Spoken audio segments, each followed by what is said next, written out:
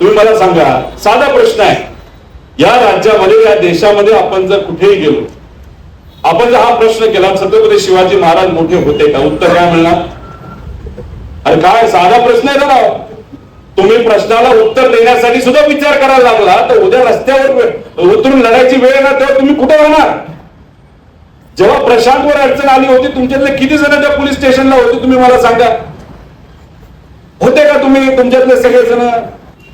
त्याच्या आई बहिणीवरनं पत्नीवरनं जेव्हा खालच्या लेवलला जाऊन बोललं गेलं तेव्हा आपल्यातले किती लोक होते तिथे? हा प्रश्न आपण आपल्याला केला पाहिजे का नाही केला पाहिजे?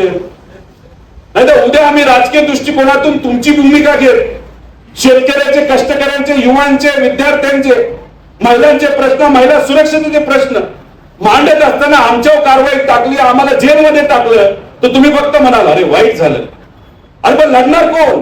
लढावं तर आपल्या सर्वांनाच लागेल ना.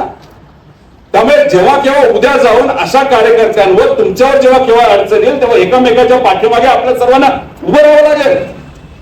त्यामुळे मी परत प्रश्न करतो, छत्रपती शिवाजी महाराजांचं कार्य मोठं होतं का नव्हतं? 100% होतं. महात्मा फुलेंचं कार्य मोठं होतं का नव्हतं? डॉक्टर बाबासाहेब आंबेडकरांचं, पुण्यश्लोक अहिल्यादेवी होळकरांचं, अण्णाभाऊ साठेंचं, हे सगळे महामानव त्याच्यासाठीच आपण बोलतो. आणि या महामानवांबद्दलच जर काही लोक खालच्या लेवलला जाऊन बोलत असतील तर मग आपण चिडलो पाहिजे का नाही चिडलो पाहिजे? आपण बोललो पाहिजे का नाही बोललो पाहिजे? अशाच नवनवीन अपडेट्ससाठी डिजिटल कोल्हापूर चॅनेलला सबस्क्राईब करायला विसरू नका.